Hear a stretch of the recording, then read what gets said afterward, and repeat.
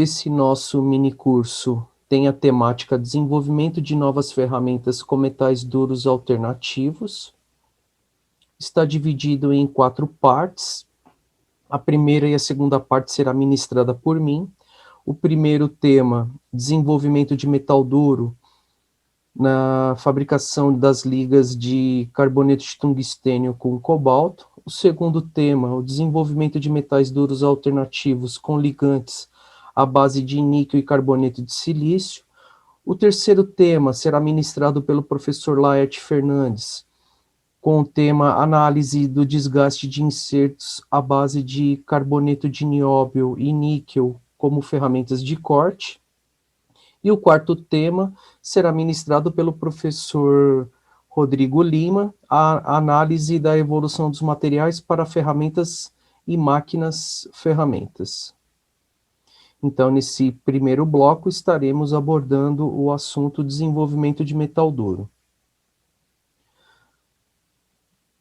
Os tópicos, então, abordados nesse primeiro bloco será uma breve evolução histórica no Brasil, produção de tungstênio e fabricação de metal duro, microestruturas e propriedades, desenvolvimento de uma ferramenta de corte, uma faca rotativa, um produto especial, revestimentos metálicos para ferramentas de corte e algumas características dos desgastes de insertos de metal duro. O metal duro ele foi desenvolvido na década de 20 pela Osram, que é um fabricante especialista em tungstênio, filamentos de tungstênio, porém não havendo interesse, foi passado esse desenvolvimento para 3 empresas e uma delas foi a Krupp-Widia, que se destacou no desenvolvimento de insertos de usinagem em 1923, com um nome famoso chamado Widia, similar ao diamante. E a partir daí surgiram muitas empresas fabricantes, então, de insertos de metal duro. Então, Carbolloy, a Plansit-Tizit, Mitsubishi, Kennametal, Sandvik. E aqui no Brasil tivemos algumas empresas importantes na fabricação do metal duro. Então, nós temos aqui, então, um gráfico, né, mostrando a evolução do W2C, o carboneto de tungstênio, a partir de 1900. Em 1920 surgiu, então, aqui o metal duro. Nesse período começaram, então, a ter o desenvolvimento aí de novos metais duros. Só que no Brasil, nós tivemos em 1954 a Brasinter, a primeira indústria da metalurgia do pó, fabricando metal duro. E foi através de 2 pesquisadores do IPT, o Ari Torres e o professor Vicente Chiaverini, que desenvolveu, então, começaram a desenvolver o metal duro no Brasil.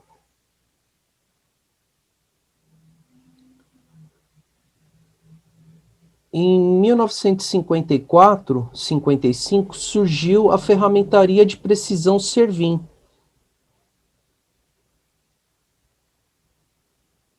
Quem fundou foi o suíço Felipe Batisli, e a ferramentaria, ela desenvolvia produtos, né, ferramentas encarcaçadas, núcleos, estampos de corte para a fabricação de parafusos.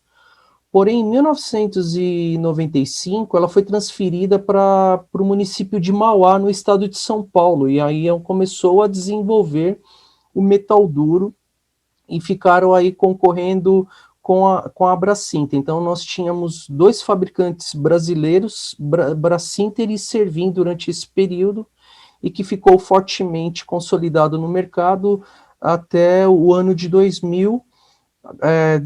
A Servin, ela decretou a falência, a Brasinter continua ainda forte no mercado, porém a Servin não.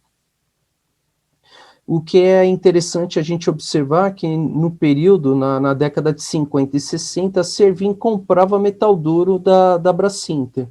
A partir daí, com a chegada do Dr. Joseph, um engenheiro químico alemão, né, da ex-Krupp Vidia, começou então a desenvolver o metal duro com a tecnologia que ele adquiriu e desenvolveu lá na Alemanha.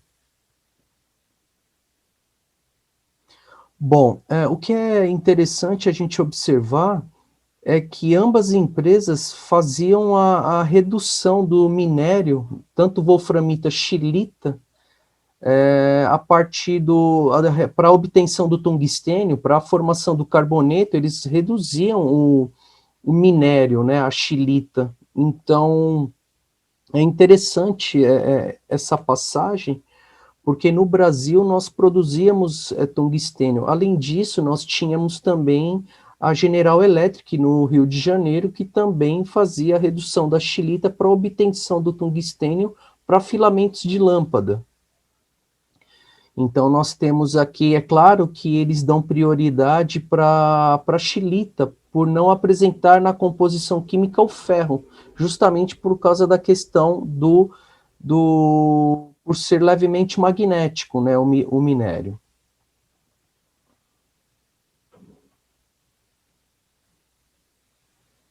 Aqui nós temos então um fluxo de uma rota convencional para a obtenção do minério. Então nós temos aqui a chilita, ele passa pelo primeiro estágio, um ataque químico com ácido clorídrico e com ácido nítrico, a gente chama de água régia na proporção 1:1.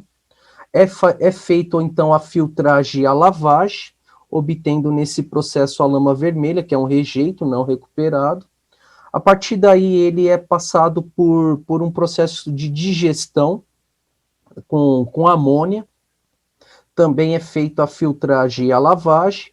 Se foi feita uma boa dissolução, ele vai para a etapa de cristalização. Se não houve uma boa dissolução, então ele é novamente atacado. Nesse processo a gente tem a obtenção do APT, que é o paratungstato de amônio.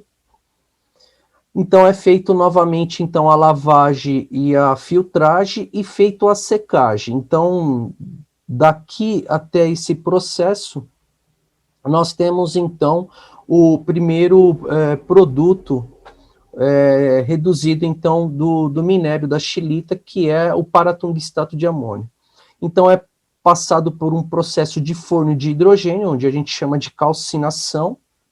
É feito a redução então com hidrogênio acima de temperaturas de 1400, para que a gente obtenha então o trióxido de tungstênio.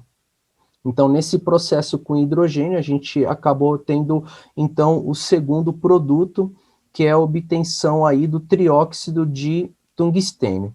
A partir do trióxido de tungstênio, a gente consegue adicionar o carbono, que é o negro de fumo, ou a gente faz a redução novamente com o hidrogênio para a obtenção do tungstênio puro metálico, ou o carboneto de tungstênio. Numa equação estequiométrica, né, adicionando 6% até 6,12%, 6% de carbono com o tungstênio para obtenção do carboneto, que a gente chama de carburação.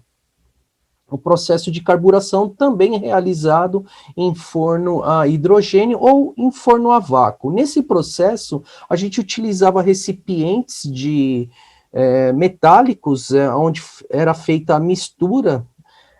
O processo de mistura aqui, ele é feito com aromático ou com etanol ou com xileno, tolueno, como a nafta, próximo do querosene. Não é permitido utilizar água nesse processo, por questões de contaminação. Depois a gente vai falar sobre esse processo da fase eta, a formação da fase eta. Então, quando a gente faz essa mistura e a secagem, voltando, a gente colocava então em recipientes metálicos, compactava isso manualmente, para que a gente fizesse aí o processo de carburação, ultrapassando a temperaturas acima de 1400, 1450 graus, para obtenção aí a difusão do carbono juntamente com o tungstênio. E aí, a partir daí, formando então o carboneto, a gente faz o processo de mistura com outros elementos químicos ou multicarbonetos, o tungstênio, titânio, nióbio, tântalo, com cobalto ou com níquel. Também passamos por um processo de moagem ou moinho de bolas. E aí a gente faz esse processo de homogeneização, também passando por um processo de vaporização ou evaporação. É feita a granulação desse material, ou com monoetileno glicol, ou polietileno glicol, ou parafina. Parafina é melhor, fazendo o que nós chamamos de spray dryer. E a partir daí a gente faz a compactação, pré-sinterização, dependendo do tamanho da peça. A gente faz um pré-corte, uma pré-usinagem, para deixar o produto próximo do desenho do cliente. É feito, então, a sinterização. Essa sinterização ele pode ser com hidrogênio, um forno a vácuo, ou forno a vácuo mais pressão, que a gente chama de HIP, um forno de pressão isostática. Bom, a partir então da sinterização, a gente faz o controle metalúrgico de extrema importância para controlar o processo de sinterização e a evolução do grão. Uma vez aprovado o lote, então, o material é encaminhado para o processo de retificação, e aí entra com os profissionais especialistas na área de retificação e usinagem de precisão, com controle, e a aplicação do produto.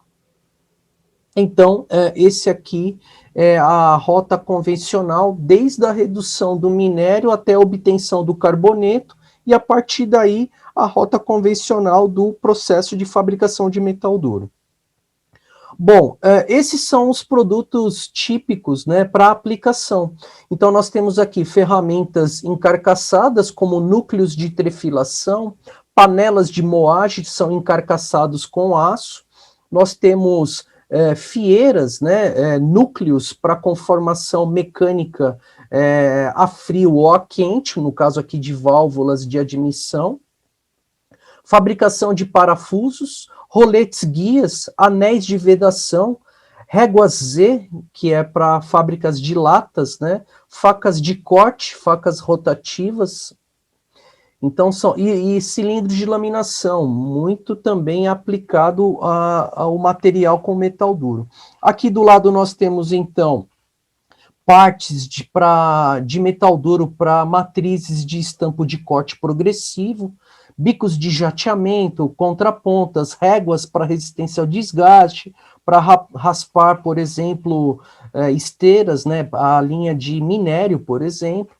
Nós temos trefilação, nós temos partes especiais, como bicos de injetora, por exemplo, laminação, martelatrizes, bico de jateamento. Então, a aplicação é diversa para a linha de resistência ao desgaste e materiais de impacto também. Então, essa aqui é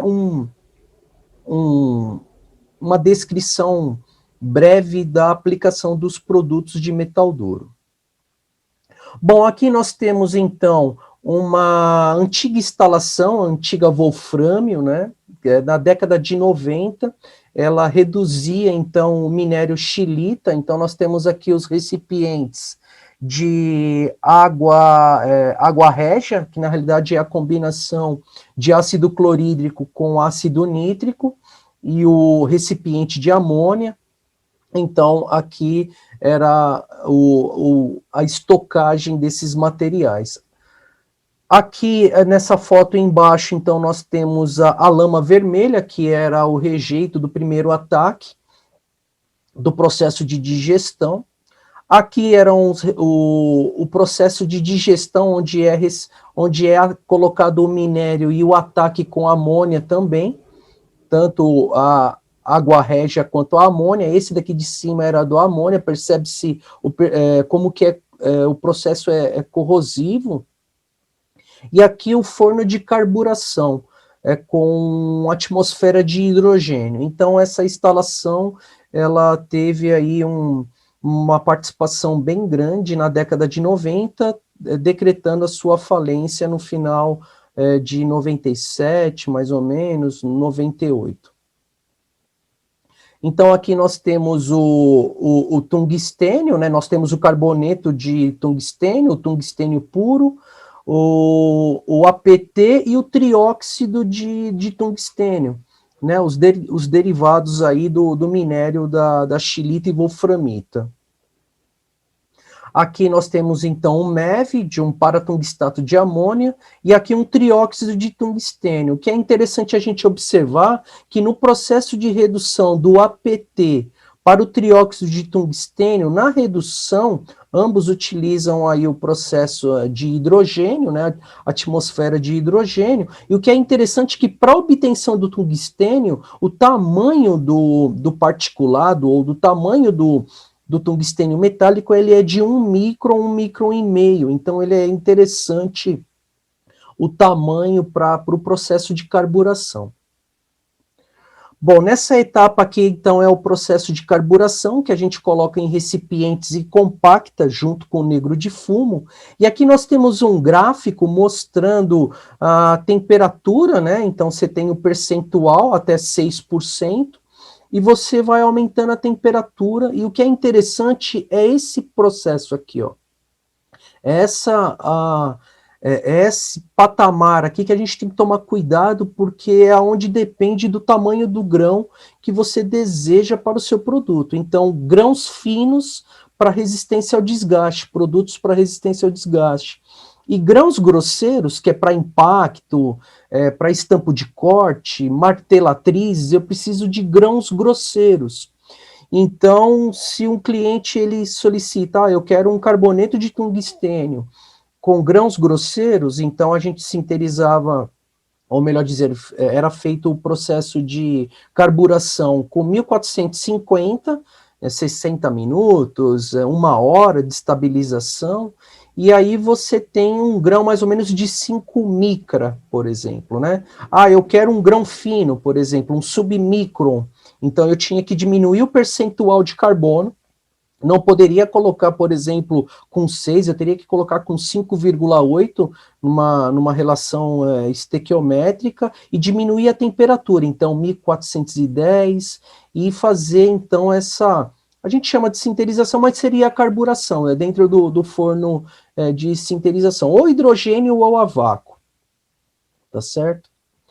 Bom, então nós temos aqui o diagrama então de equilíbrio, o WC, o que é interessante a gente observar que para a formação do carboneto combinado 100% eu tenho 6,14, então você tem que tomar muito cuidado, porque às vezes no processo de carburação eu posso obter carbono livre, e isso é péssimo, ele enfraquece o material, diminui a resistência do material. Então, para o metal duro, então, o interessante, então, é você controlar essa faixa de 5,8 até 6,05, e, é claro, sempre há uma sobra de carbono livre, que ele vai, no processo de sinterização com a mistura de cobalto ou níquel, ele vai acabar se dissolvendo e formando novos carbonetos, ou se você adicionar outros multicarbonetos. Então, aqui está mostrando, então, um carboneto rico, né, em carbono, então você percebe que ele tem esse formato prismático, né? Então, ele aqui, então, ele está combinado, e esse aqui do lado, ele está pobre em carbono, que seria o W2C. Apesar de que a dureza dele é maior. Então, para resistência ao desgaste, insertos de metal duro ou facas de corte, né, esse WC ele é interessante, né, ele tem uma dureza até maior do que o próprio WC, que é rico em carbono. Então, para quem é da área de aplicação de materiais para impacto, né, estampo de corte, por exemplo, martelatrizes, eu tenho que ter carbonetos grosseiros e ele com esse tipo de comportamento. Para resistência ao desgaste, ele já não pode ter esse comportamento angular, né, mais arredondados os carbonetos, por facilitar a resistência ao desgaste. Então, esse diagrama é muito utilizado para os profissionais da área de metalurgia e materiais para compreender a formação das fases.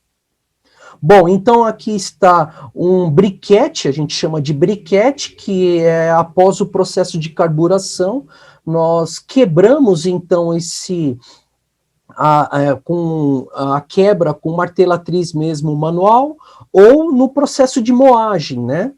E aí a gente faz então o refino dele, tanto é que aqui está mostrando um MEV de um carboneto, e dependendo da temperatura, você chega a ter então carbonetos de tungstênios grosseiros, justamente para aplicação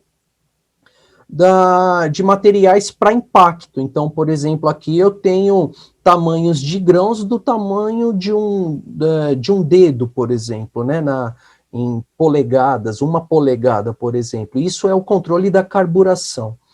Então, é interessante esse processo. Porém, o carboneto, né, ele é muito instável. O carboneto de tungstênio ele é muito instável e ele depende do percentual de carbono e do seu processo de carburação. Bom, a partir daí, para a gente fabricar, então, o metal duro, a gente depende do carboneto de tungstênio e eu tenho que ter a adição da fase ligante. Ou ele vai ser o cobalto ou o níquel. O cobalto, ele é obtido através de processo de redução, processo químico, ou por processo de atomização, conforme demonstrado aqui na imagem, tá certo? O processo, então, de pulverização para obtenção de partículas muito utilizado. Há o processo de atomização à água, ao ar e ao gás. No caso do cobalto e níquel, é recomendado atomização a gás, porém um custo muito elevado. Aqui nós temos uma imagem de uma macro, né, pelo microscópio estereoscópio, que mostra aqui o tamanho de um particulado, por exemplo, até 35 micra. Então, percebe-se grãos esféricos e grãos dendríticos do processo de atomização a gás, tá?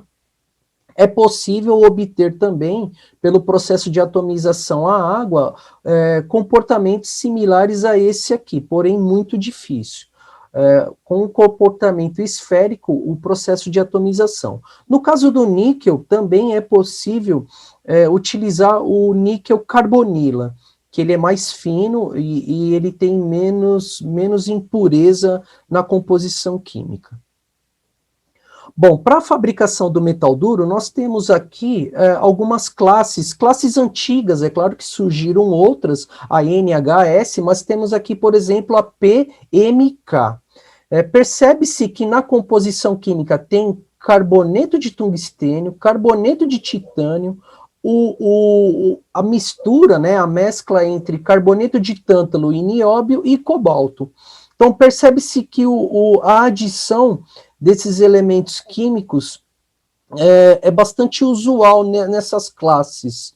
Então, uma classe é para usinagem de ferro fundido, a outra classe bem utilizado para aço inox, cavacos longos, cavacos curtos, conforme demonstra aqui, então, esse próximo slide. Então, a classe K é para ligas ferrosas, que é cavacos longos e dúcteis, ou cavaco contínuo. A classe P, utilizada em ligas ferrosas também, porém com cavaco curto.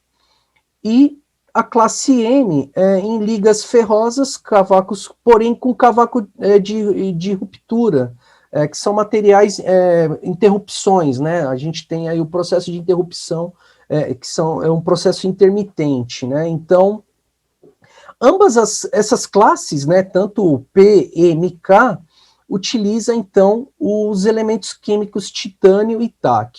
Por que isso? Porque ele aumenta a resistência ao desgaste do material.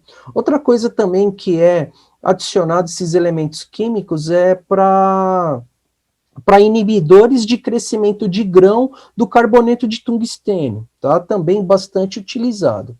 Bom, aqui nós temos o gráfico mostrando aqui nesse gráfico aqui ao lado, nós temos a fase gama. O que significa isso? A fase alfa é denominado para identificar o carboneto de tungstênio. A fase beta é a fase ligante, que é o cobalto. E a fase gama, que são a adição dos carbonetos mistos, que é o caso do TiC, do TaC, do nióbio. Então, nós temos aqui o aumento da fase gama, ou seja, você vai aumentando o percentual dos carbonetos, no caso do titânio e do tântalo e nióbio, então você aumenta ele em volume, então por isso que as classes P, elas são mais utilizadas, né, visualizadas nesse caso com a adição do TiC e do TaC, e você tem o percentual da fase ligante, que é a fase beta, que é o cobalto, nesse caso, ou níquel. Então, conforme aumenta a classe de 0,1 até 40, conforme aumenta esse valor, aumenta-se o percentual. Na faixa de metal duro, o que é classificado metal duro é o percentual de 3 até 30% de fase ligante, que é o cobalto. Então, percebe-se aqui, então, a interpretação das classes ISO. Agora nós temos a composição da norma DIN. Muitos já ouviram falar da classes G1, G2, G3, G4, G5, G6. O que significa isso? Então nós temos aqui o G1 com 6%, G2 com 10 até 12, G3 15, o G4 18, 20, o G5 20, 25 e o G6 com percentual de 30% de cobalto. Alguns especialistas classificam essas classes por causa conforme vai adicionando o cobalto, vai diminuindo a sua densidade. Então, tem gente que classifica por densidade. Tem gente que classifica essas classes por composição química. Porém, cada fabricante determina a sua composição química. Ele pode variar esses percentuais, porém, tendenciando aqui a sua densidade, mantendo conforme a norma, tá? E dureza também.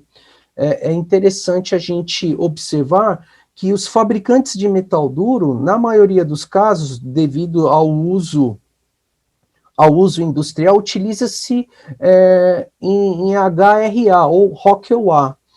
Porém, muitos pesquisadores gostam de avaliar a dureza em Vickers, tá?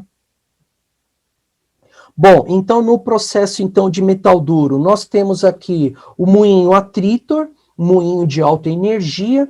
No passado se utilizava até o metanol, porém ele é carcinógeno, então foi abolido o metanol industrial, porém utilizou-se outros aromáticos, que é o caso da nafta, querosene, xileno, tolueno.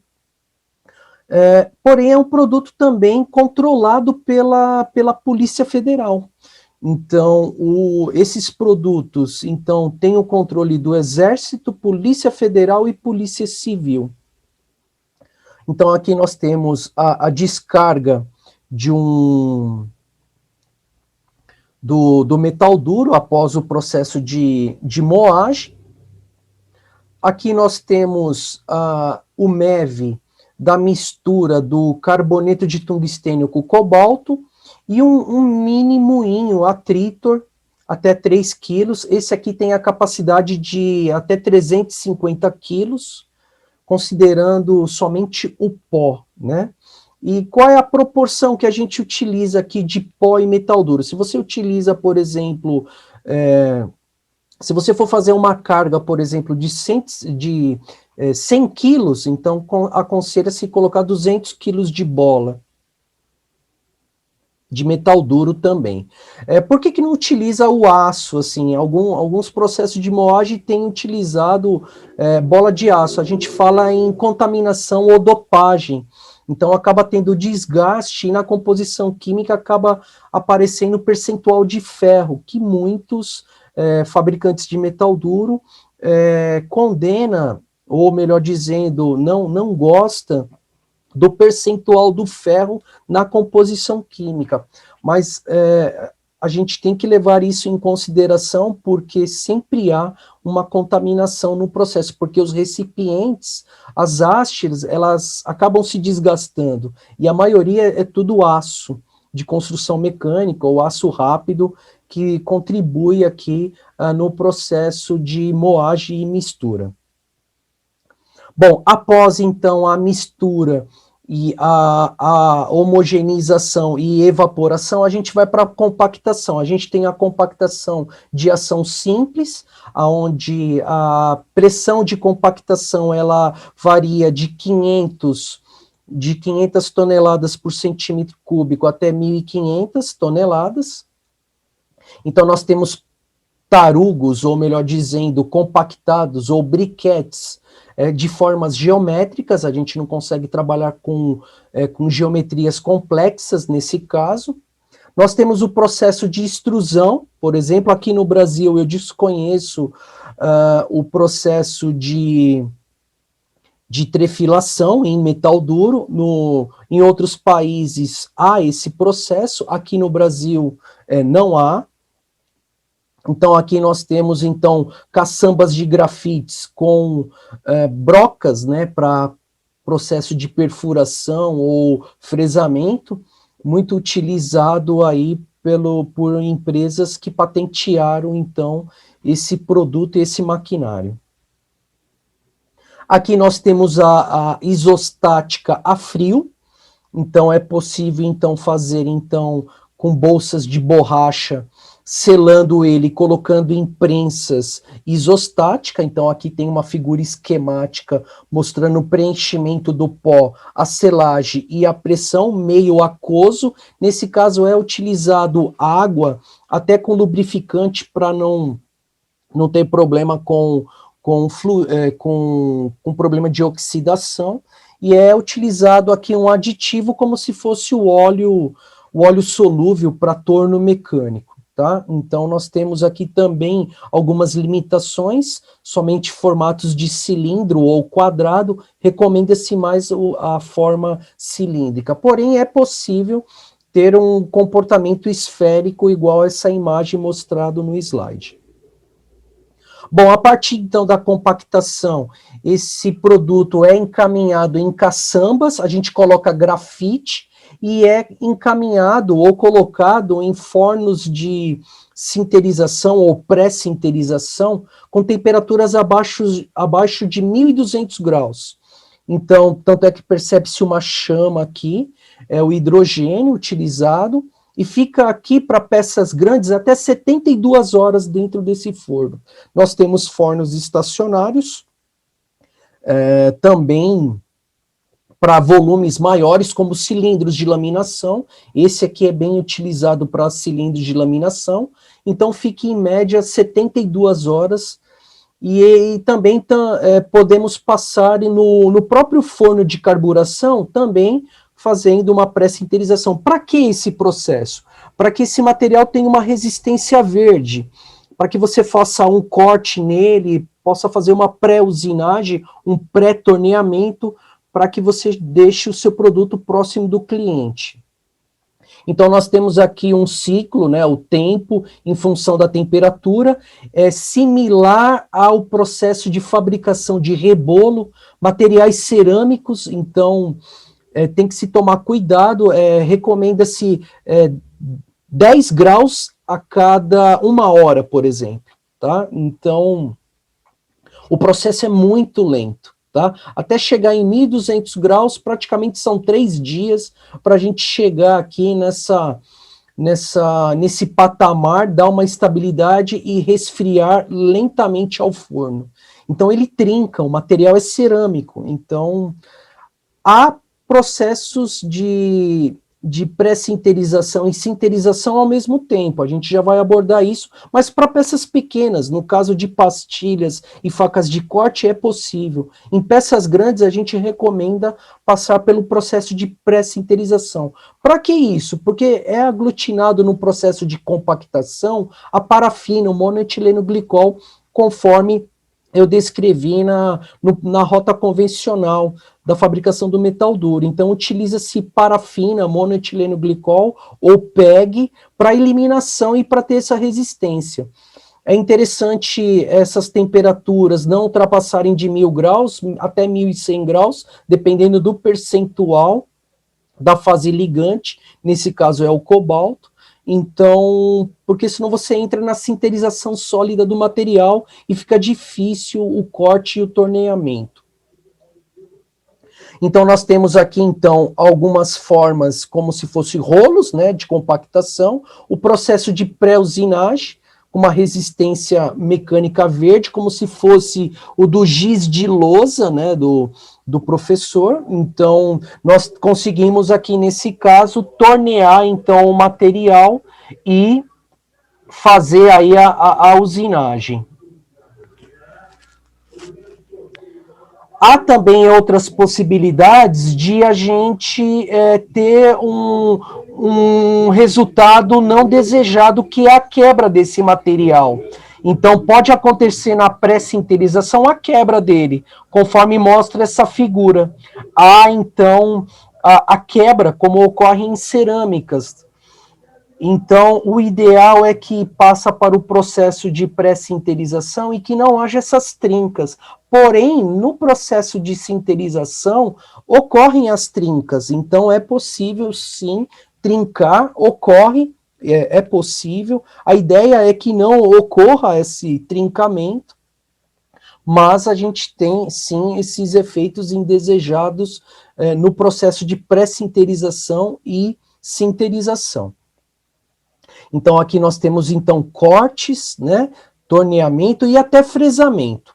Nesse caso aqui, nós temos o desenvolvimento de uma faca rotativa, uma faca de corte, para fraldas geriátricas, por exemplo, o desenvolvimento de absorventes íntimos. Então, nós temos aqui o estado pré-sinterizado, está numa fresadora CNC de 3 eixos, desenvolvendo, então, aqui o perfil, aqui para peças maiores, né, para fraldas geriátricas, e a pré-sinterização feita disso, né?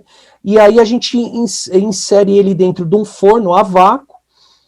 Percebe-se que aqui nós temos resistências de grafite, não posso ter o contato direto, porque pode oxidar a peça, pode ter trincas, pode ter aí efeitos indesejados. Então a gente coloca placas de grafites para melhorar aqui a questão do gradiente térmico, né? E aí então a gente faz a primeira sinterização até 1250, 1300, porque há uma contração linear desse material. Já vamos abordar esse assunto. E aí depois é direcionado para um forno HIP, onde vai ultrapassar temperaturas de 1.400 graus. Então a gente coloca em caçambas de grafite, a resistência desse forno, ele é de grafite, ele é uma resistência tubular, de 1 metro mais ou menos de altura, diâmetro de 500 milímetros, espessura de 15 a 20 milímetros, tubos e resistências de grafite desse não é fabricado no Brasil, porque ele não é o isostático, ele é o grafite extrudado, então não há o desenvolvimento, então essa resistência ela é importada. Então está aqui o produto final, né? A faca rotativa sinterizada com sobremetal para processos para o próximo processo de retificação. Então nós temos diversas formas, né, geométricas com cortes, torneamento, por fresamento. Então a gente precisa do processo de pré-sinterização para que a gente possa fazer essas peças complexas. Então é importante essa etapa. No caso da fabricação de pastilhas de inserto, é só compactar e ir direto para a sinterização. Em geometrias complexas, já eu preciso da pré-usinagem, preciso da etapa da pré-sinterização. Então, nós temos aqui, então, peças pré-sinterizadas ou a verdes, né, pré-torneadas.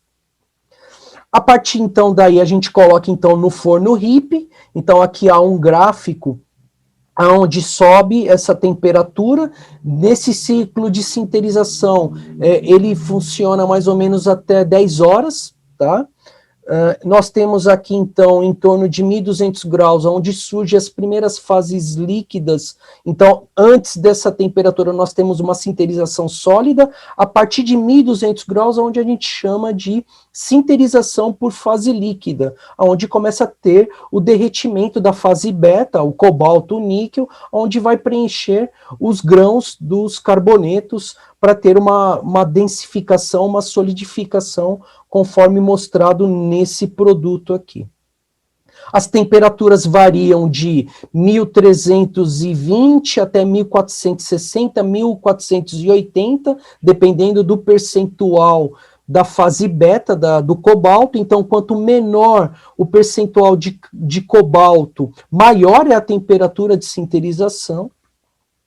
Então, nós temos aqui um forno RIP, um forno RIP que chega até 100 bar. Esse aqui é do Japão, por exemplo, é um pequeno forno. Então, esse forno anterior que foi mostrado aqui, ele foi ripado, que a gente fala o termo ripado, até 60 bar, então é de 20 a 60 bar. Para que a gente introduz aqui, então, pressão com gás argônio ou nitrogênio para melhor densificação do material?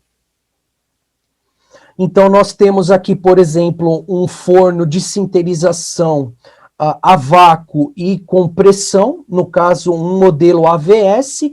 A Brasinter possui um forno desse daqui, ele é estacionário, tem a abertura das tampas dos dois lados, todas as resistências de grafite, então, para melhor manuseio, roletes de grafites para cargas que você consegue deslizar aqui e não manusear tanto, porque pode quebrar o metal duro ou desfarelar no processo do manuseio e no transporte. Então, a AVS é um dos grandes fabricantes de fornos industriais, e a Brasinter possui esse até com 60 bar. Então, no Brasil, que eu conheço, nós temos duas empresas com forno Sinter-RIP, nesse caso, né, de até 60 bar. Então, a Brasinter é uma delas que produz os seus metais duros para melhor densificação do material. Bom, aqui nós temos uma imagem, né, de um produto pré-sinterizado, ou produto A verde, e a sua contração. A contração linear desses materiais, ele pode variar de 18% até 25%. E a contração volumétrica de 45% a 55%. O que é interessante a gente observar nessa imagem é que quanto menor a fase eta, menor o percentual de cobalto, a deformação ela ocorre com o aumento da fase beta. Então, 25%, 30% há uma deformação devido à fase beta, à fase ligante, que é o cobalto. Então, nesse caso, e também ocorrem as maiores contrações com o menor percentual de cobalto. Então, a gente tem que tomar muito cuidado. E há muitas críticas também para quem consome produtos em bruto, que eles reclamam muito do sobremetal. Poxa, mas não tem como controlar, entregar 1 milímetro, por exemplo, como a contração linear, ela varia muito. Então, vamos pegar um exemplo aqui, uma medida do desenho do cliente, né? A medida final é 100. Se ele quer fazer a contração, por exemplo, né? Se ele está com essa medida de 100, na medida verde, se a contração linear for 20%, eu vou ter 80 na medida final. Se ela deu 25, eu vou ter aí, então, por exemplo, 75. Então, a diferença chega a 5 milímetros. se você não tomar cuidado. Então, você tem que controlar corretamente a compactação, a temperatura de sinterização, e esse metal duro, no processo de retificação, o tempo de máquina é muito grande. Então, a gente tem que tomar muito cuidado. É de extrema importância o controle da granulometria do material, a pressão de compactação, a temperatura de sinterização, 1.400 graus e 1420 a temperatura, 20 graus de diferença, interfere muito na contração do material. Então, se você tem 20% de contração do material para uma escala, para uma medida linear de 100 a verde, eu vou ter 80 na contração final. Se você tem ela com 100, contraiu com 25, eu vou ter 75. Então, 75 para 80, eu tenho 5 milímetros. E remover 5 milímetros no processo de retificação, rebolo, diamantado, o tempo de máquina é muito grande. Então, esse controle metalúrgico, esse controle dimensional é de extrema importância. E tudo depende da fase inicial do material. Tá? Então, isso aqui é outro processo de extrema importância, que é o controle dimensional em função da granulometria, da temperatura, pressão de compactação. E outro detalhe, de acordo com a composição química, ele varia o seu percentual. Então, os percentuais que nós temos menor fase de cobalto, a contração é maior. Quando eu tenho um maior percentual de cobalto, por exemplo, fase ligante, a contração acaba sendo menor. Então, classes com 25% de cobalto, por exemplo, ele está em torno de 18% a 19% de contração. Aqui, então, nós temos o processo de retificação. Então, nós temos aí a faca rotativa, né? A ferramenta de corte. Então, percebe-se que aqui o produto em bruto, como é que você faz o controle metalúrgico desse produto? Você tem que fazer sinterização dele de corpinhos de prova, para fazer o controle metalúrgico. É claro que há uma diferença, ele recebe, por causa da espessura do seu volume, ele acaba tendo um crescimento maior quando você tem uma peça com esse porte, né? Mas é a única maneira de você controlar aí a densificação, avaliar a dureza, a composição química do material. Há uma perda de massa da fase ligante, então estima-se de 4 até 10% da fase ligante. Então, se você desenvolve uma composição química, por exemplo, com 12%, por exemplo, de fase ligante, uma liga que tem 12% de cobalto. Na sinterização final, por causa da evaporação, a sua composição química pode apresentar um resultado até com 10% de fase ligante. Então, é um dado interessante a ser observado, a questão da vaporização ou evaporação da fase ligante. Então, nós temos o processo de retífica plana, o processo de retífica cilíndrica, a retífica cilíndrica interna, e depois o encarcaçamento dessa ferramenta e a utilização aí da retificação por um processo CNC, fresadora de 3 eixos. Bom, então, o que é interessante a gente observar, então, aquele processo de fabricação de metal duro de uma ferramenta especial de corte, e a gente tem a rota convencional de insertos, né? Então, você faz a mistura, a secagem, compactação, o controle dimensional, para você saber a contração, antes, né, e após a sinterização. E você tem aí, então, a sinterização e o forno a vácuo ou com HIP, introduzindo o nitrogênio ou argônio, são os mais usuais aí em escala industrial, e o processo de retificação, no caso de insertos. Na década de 90, nós tivemos aí um grupo de pesquisadores, principalmente em Santa Catarina, que desenvolveu o processo de injeção por moldagem, porém o percentual de aglutinante, nesse caso aqui, de polímeros, ou parafina, ou monoetileno glicol, tem que ser maior. E a densificação é um problema, porque aqui você tem uma compactação de 500 toneladas até 1.500 toneladas, e aqui a pressão é muito baixa, então a densificação e o processo de, de, de injeção para obtenção aqui de um material mais denso é bem difícil quando se compara com a rota convencional. Da mesma maneira com o processo de extrusão. Então, há bastante estudos envolvendo esse processo para melhor densificação do material, porque o metal duro, ele é um dos produtos da metalurgia do pó que ele exige uma densificação ou uma densidade relativa acima de 99%. Então, quando a gente vê alguns estudos de densidade relativa em torno de 97, 98, com certeza há muita porosidade nesse material.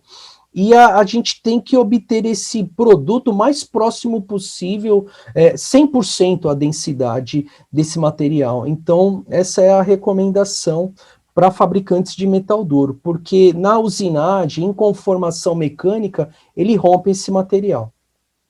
Então, aqui nós temos uma demonstração, né, dos diversos produtos da fabricação do metal duro.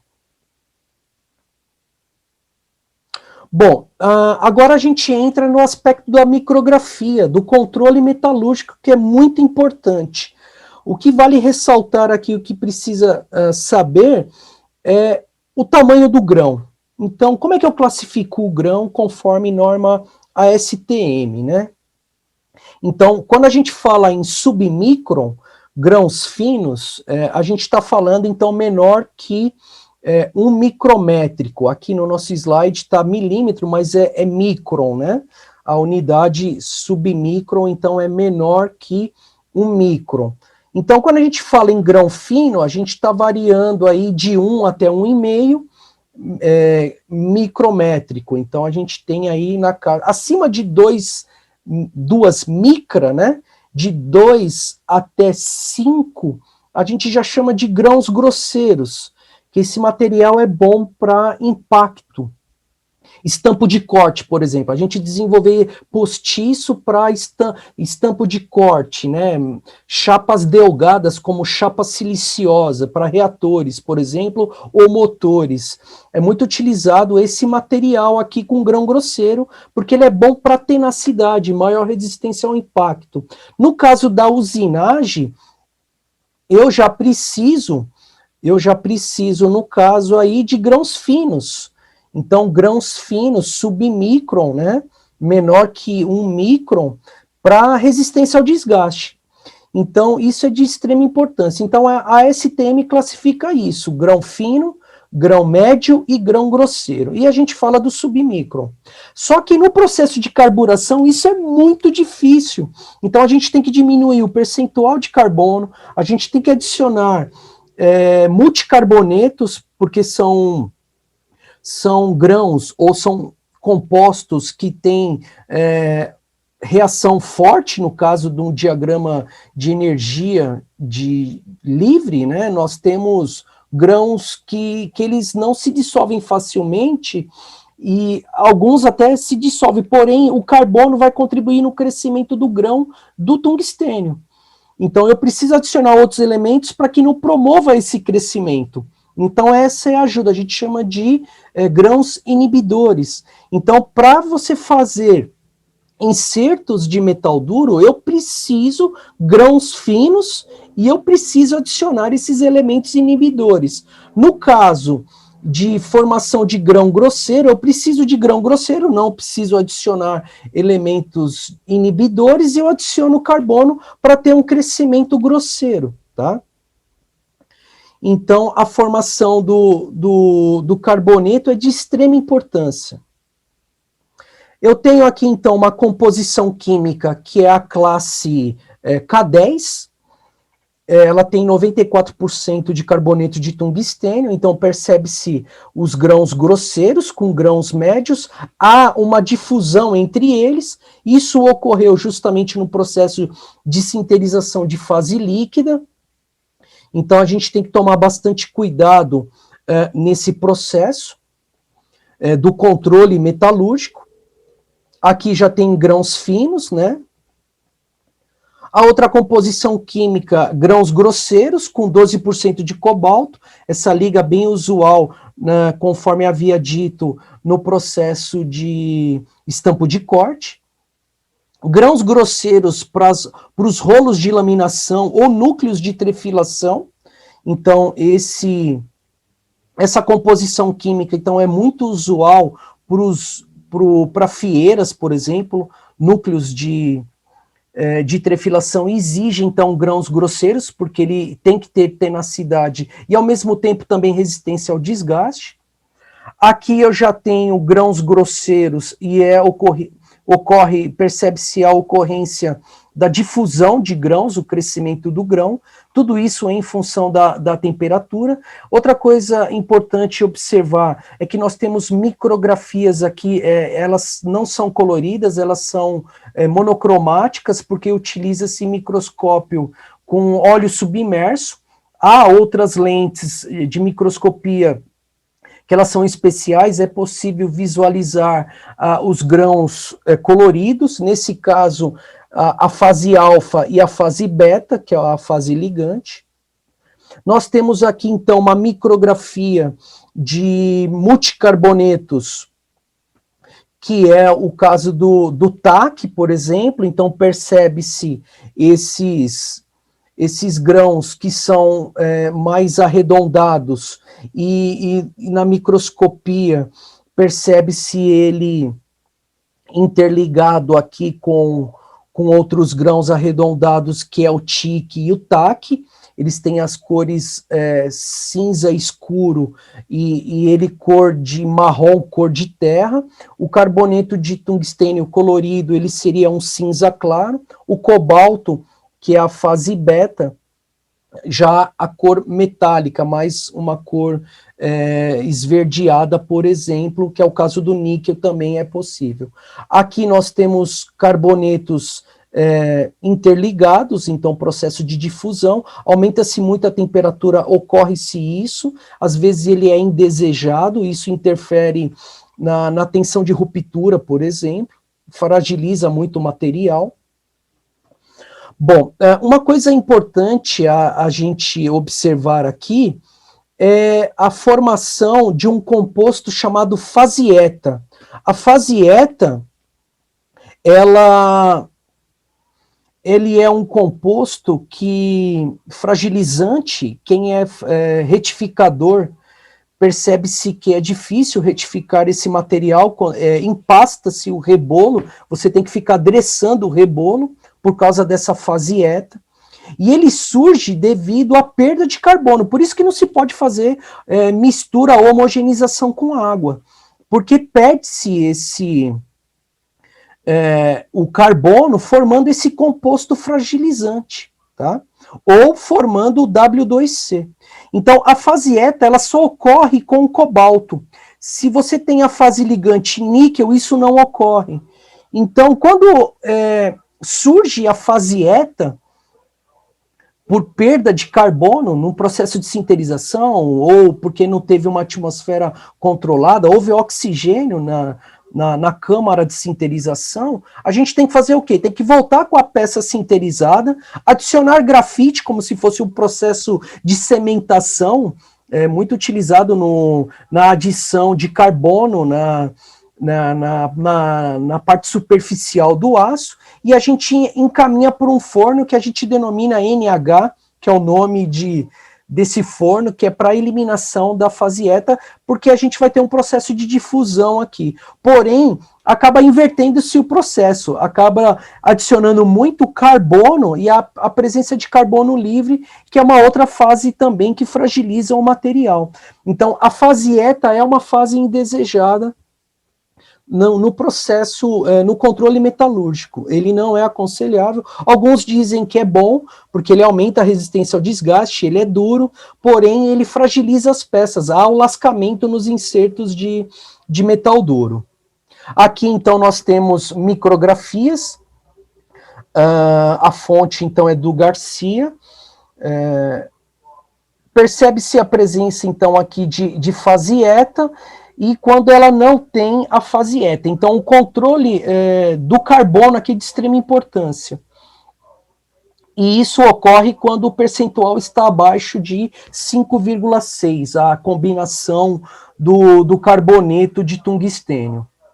Aqui nós temos uma categoria de grãos, formação de grãos, percebe-se o quanto é instável o carboneto de tungstênio. Há diversas geometrias, né, formas, até formas de agulhas, né, os carbonetos, isso tudo depende do controle no processo de carburação.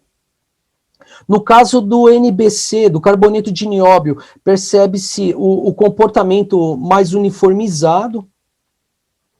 Nós temos também gradientes, grãos grosseiros e grãos finos na superfície, para ter aquela associação de tenacidade e resistência ao desgaste. Então, tem pesquisadores estudando muito o desenvolvimento desses gradientes. E a fase ligante, com cobalto, ferro e níquel. Então, a morfologia, então, do processo interfere muito na resistência ao desgaste, no desempenho desses produtos. Aqui nós temos, então, pastilhas de usinagem, muito utilizado, que é a pastilha de solda. Na década de 30, 40, insertos de metal duro soldado com latão, né, ou a prata. E aí surgiu, então, os insertos intercambiáveis pela Krupp-Widia. Porém, no Brasil ainda é muito utilizado esse processo de brasagem. Muitos ainda utilizam esse processo e tem aqui o desenvolvimento das novas tecnologias, que são os insertos intercambiáveis. Aqui nós temos, então, um revestimento metálico, muito conhecido pelos profissionais, que é o PVD, porém ele é muito usual na fabricação de ferramentas de aço, né? Então, moldes para injeção, ferramentas de corte, muito utilizado, então, o PVD, porém há limitações em termos de deposição de revestimento metálico, tá? Há chega-se até 5 micra, e uma única camada, que no caso, o mais conhecido é o nitreto de titânio, tá? Existem outros também, que a gente já vai abordar. Mas no caso do metal duro, o mais usual é o CVD. A Brasinter possui um forno chamado Bernex, e ele utiliza o CVD, que é deposição por vapor químico. O processo PVD, ele já é por transferência de íons, ele a gente chama de deposição física.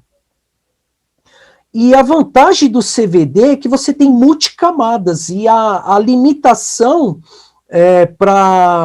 diferente no caso do PVD, que você tem de 5 até 10 micra, a deposição das camadas, você tem camadas acima de 50 micra.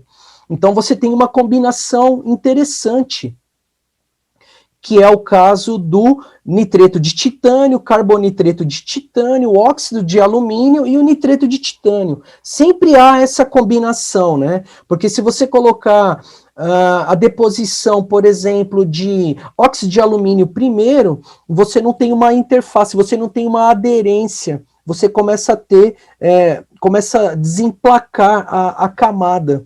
Então sempre se aplica o nitreto de titânio, depois uma camada mais refratária, mais dura, que é o carbonitreto de titânio, depois um óxido de alumínio e um nitreto de titânio, formando essas multicamadas. Então eu tenho uma combinação aqui de gás, onde vai dentro de um reator, e aí você lança essa atmosfera de 900 até 1.200 graus, tem que tomar cuidado com esse processo aqui também, porque você cresce muito as camadas, né? Então você tem o controle da camada pelo tempo de estabilização dentro do forno. Então aqui tem algumas reações para a obtenção do carboneto de titânio, nitreto de titânio e o óxido de alumínio.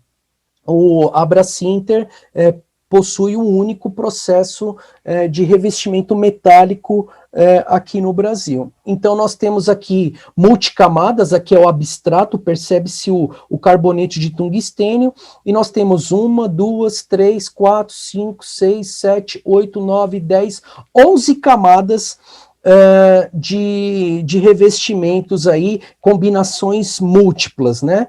Então aqui nós temos o nitreto de titânio pelo processo CVD, juntamente com óxido de alumínio, né? Então, muito usual. E aqui nós temos, por exemplo, a presença de carbono livre, que isso também pode ocorrer no processo CVD, difusão de carbono para promover a aderência aqui, ocorrem também efeitos indesejados nesse processo. O que é interessante também, e há uma vasta pesquisa no desenvolvimento desses revestimentos metálicos, né, tendenciando então a ligação metálica, covalente e ligação iônica. Eu destaco aqui, por exemplo, o novo desenvolvimento que é com carbeto de silício, né, tendenciando a materiais próximos do diamante. No caso do carbonitreto de boro, o famoso borazon. Então, muitos pesquisadores fazendo desenvolvimento com revestimentos com materiais covalentes. Os mais usuais que a gente tem aí conhecidos são, no caso aqui, o carbonitreto de titânio, o óxido de alumínio, essas combinações para melhor resistência ao desgaste do material. Nós temos aqui, então, uma evolução do aço rápido, pastilha de soldagem e os insertos intercambiáveis, e a partir da década de 90, uma melhora no desenvolvimento das multicamadas, tendenciando, então, a nova geração a chegar ao mais próximo possível da dureza do diamante, com essa combinação. Então, a ideia aqui é desenvolver materiais refratários com a dureza e resistência ao desgaste do diamante, que é o material bastante utilizado em rebolos para desbaste e retificação de metal duro. Então aqui nós temos as figuras, as imagens clássicas de um aço rápido que tem 10 até 12% de cobalto, um aço rápido. Nós temos aqui então a pastilha soldada e os insertos aí de solda, muito utilizado ainda no Brasil por muitas indústrias metal mecânica, tá? Então, estou dando destaque aqui das ligas soldadas aí por brasagem, latão, tá? Bom, o que é interessante a gente observar aqui é o desenvolvimento de novas geometrias, e isso tem sido bem observado em grandes empresas e fabricantes de insertos de metal duro. Então eu vou pegar um exemplo aqui bem antigo. Quem é torneiro mecânico gosta muito dessa pastilha chamada Canucks. Então ela é muito boa para desbaste, rolo de laminação, por exemplo, grandes peças de usinagem. O pessoal utilizava muito a Canucks, excelente geometria, com excelente quebra-cavaco, porém ela só tem 2 arestas de corte. E ela foi substituída, houve o desenvolvimento da TNMG, onde você tem 1, 2, 3, do outro lado, 6 arestas. Então, percebe-se que ela foi substituída pelo desenvolvimento de novas geometrias. É claro que agora temos aí indústrias que estão utilizando, por exemplo, os insertos RDMT, por exemplo. Então, há uma busca muito grande com relação a essa questão da geometria. Bom, aqui é interessante a gente falar um pouquinho das propriedades que envolve a questão aí da densidade, da dureza, do tamanho de grão, o quanto que é importante os profissionais saberem com relação a isso. Então, por exemplo, o que é importante a gente saber com a análise desse gráfico? Que conforme a gente aumenta o percentual da fase ligante, o cobalto, diminui a massa específica ou a densidade. Então, por exemplo, o carboneto de tungstênio, ele tem em torno de 15,7 gramas por centímetro cúbico. Somente ele. Tanto é que há desenvolvimentos de metais duros sem fase ligante, sem a fase beta, para o processo de difusão, né?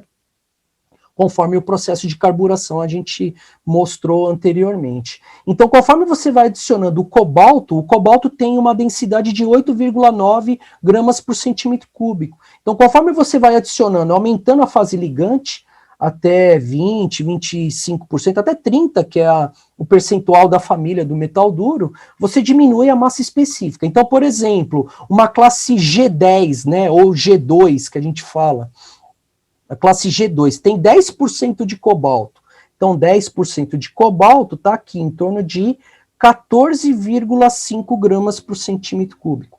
Então, isso é importante a gente observar. Outra coisa importante é o aumento do grão. Por isso que eu reforcei muito essa questão do estudo do tamanho do grão, porque ele interfere muito na dureza do material, no produto final. Então, conforme você aumenta o tamanho de grão, diminui a dureza. Então, por exemplo, vamos pegar aqui uma classe G1 ou K10, né, que apresenta 6% de cobalto. Então, se você tem 2 micra, o tamanho médio do grão, ele está em torno de 92. Conforme vai aumentando o grão, diminui a dureza.